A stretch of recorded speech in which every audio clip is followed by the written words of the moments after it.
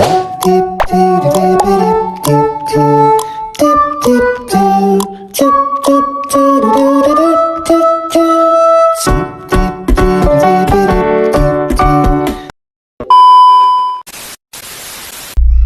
semua, perkenalkan nama saya Niki Aulia Fitri, saya dari jurusan Pendidikan Guru Madrasah Ibtidaiyah.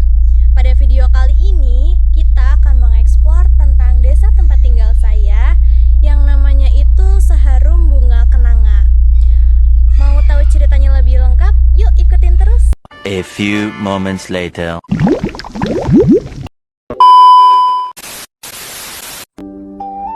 Sejarah menceritakan, dulu desa ini dikenal dengan nama Pondok Pari. Ada cerita legendaris tentang tokoh sakti yang bernama Ki Gede Parangsana. Konon, beliau punya sawah yang luasnya cuma 10 langkah kaki. Tapi hebatnya, padinya itu nggak pernah habis. Meskipun sudah dipanen setiap hari untuk membantu rakyatnya.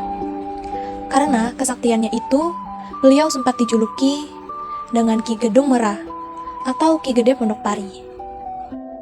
Nah, gak cuma itu saja, ada juga seorang tokoh bernama Ki Wirayuda, atau masyarakat dulu itu sering memanggilnya dengan pendekar sarung plekat. Kenapa? Karena beliau itu sering memakai sarung plekat. Singkat cerita, beliau sempat bertarung dengan Ratu Galuh dari kerajaan Pajajaran. Karena pada masa itu ada permasalahan tentang pembukaan lahan hutan. Dan akhirnya Ki Wirayuda kalah dalam pertarungan tersebut. Dan tubuhnya dililit dengan rantai.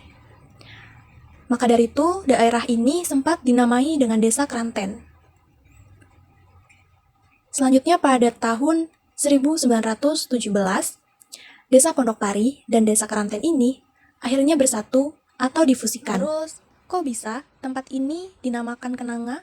Jadi gini, sekitar tahun 1919, ada orang-orang Cina yang datang ke sini. Karena mereka melihat banyak sekali pohon kenanga, akhirnya mereka itu membangun sebuah pabrik, di mana pabrik tersebut adalah minyak kenanga, yang sukses besar pada masa itu. Masyarakat pun akhirnya ikut-ikutan usaha minyak kenanga juga. Sampai akhirnya, nama desa ini berubah jadi Desa Kenanga sampai sekarang. Harum banget kan sejarahnya?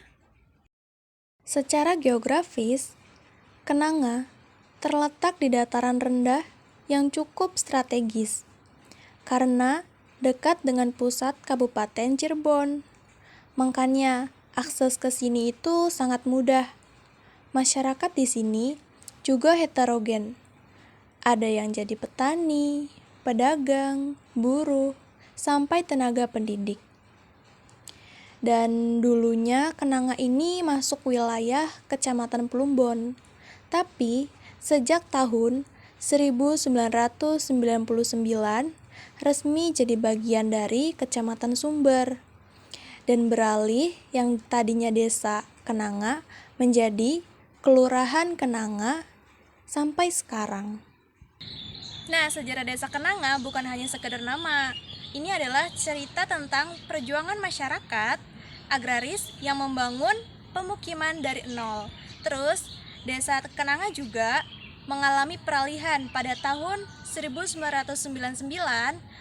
Wilayah Kenanga ini kan mencangkup Kecamatan Plumbon, tapi beralih menjadi Kelurahan Kenanga.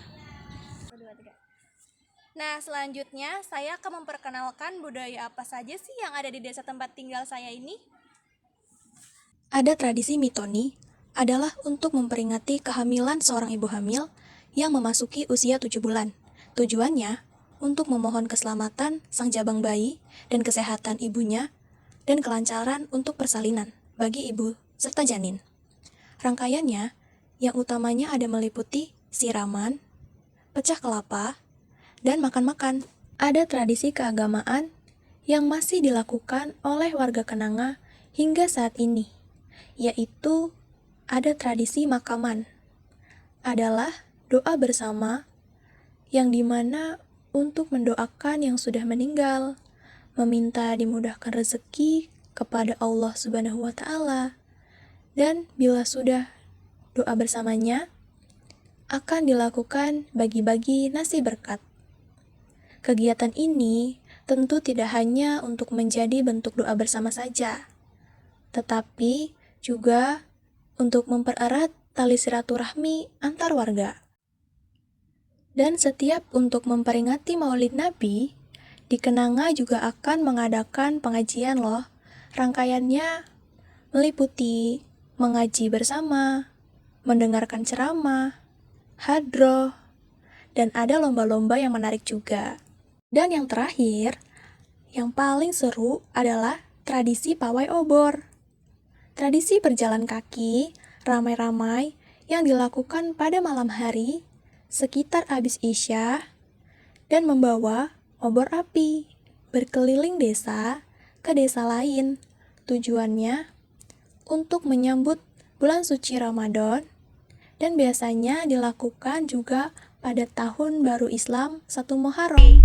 Kita telah sampai di penghujung video. Terima kasih yang sudah menonton video ini dari awal sampai akhir. Jangan lupa like dan komennya. Terima kasih, bye-bye.